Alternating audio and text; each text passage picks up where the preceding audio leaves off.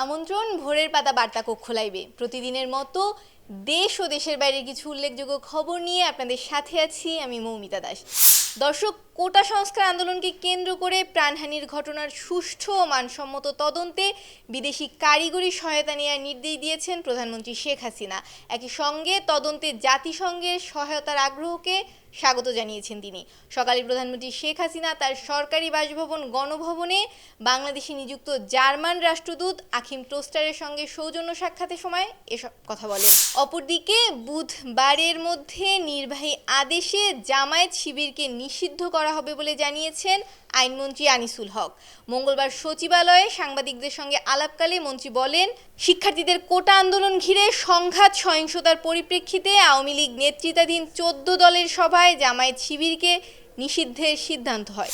এদিকে জামায়াত ধর্মের নামে মুখোশ পরা সাম্প্রদায়িক অপশক্তি বলে মন্তব্য করেছেন আওয়ামী লীগ সাধারণ সম্পাদক ওবায়দুল কাদের। তিনি বলেন, নানা সময় তারা প্রকাশ্যে এবং গোপনে নানা অপতৎপরতা, নাশকতা, ষড়যন্ত্র ও রাষ্ট্রবিরোধী কর্মকাণ্ডে সম্পৃক্ততার প্রমাণ পাওয়া গেছে। দেশের জনগণ তাদের এ সকল বিষয়ে অবগত আছেন।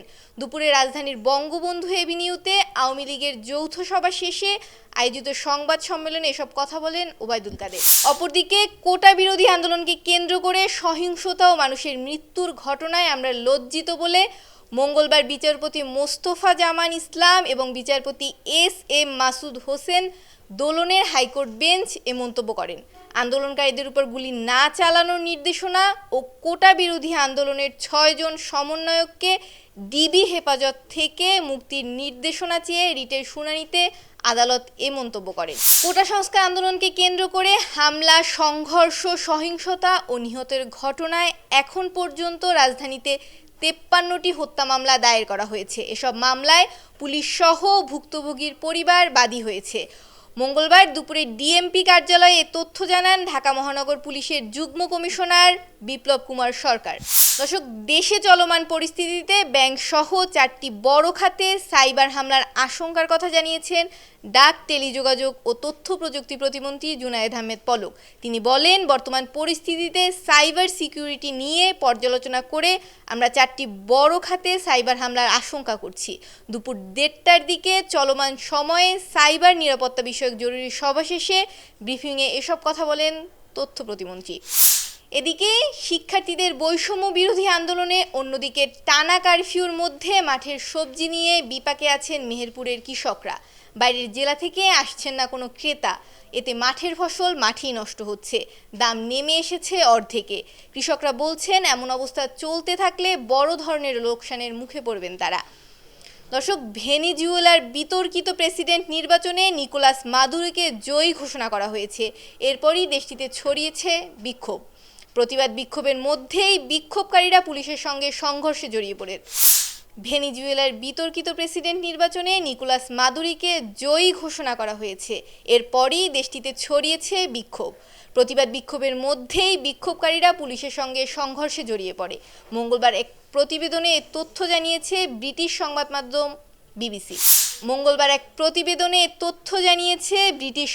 মাধ্যম বিবিসি।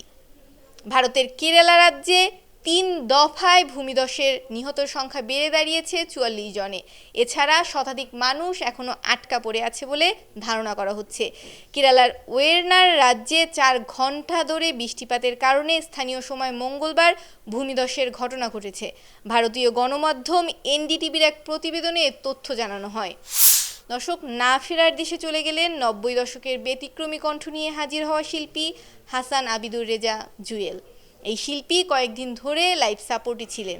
তবে দীর্ঘ 13 বছর ধরে ক্যান্সারের সঙ্গে লড়াই করা জনপ্রিয় সঙ্গীত শিল্পী ও টেলিভিশন অনুষ্ঠানের নির্মাতা জুয়েল এ যাত্রায় হার মানলেন। রাজধানীর ইউনাইটেড হাসপাতালে তিনি শেষ নিঃশ্বাস ত্যাগ করেছেন। তার এই প্রয়াণে শোক নেমে এসেছে দেশের সঙ্গীতাঙ্গন সহ সর্বত্র। দর্শক, এই ছিল ভোরের পাতার বার্তা কক্ষ থেকে আমার কাছে সর্বশেষ আপডেট। প্রতিদিনের সকল আপডেট সবার আগে পেতে ভোরের পাতার ফেসবুক এবং ইউটিউবে আমাদের সাথে যুক্ত থাকুন। সকলে ভালো থাকুন, সুস্থ থাকুন, ভোরের পাতার সাথেই থাকুন। ধন্যবাদ।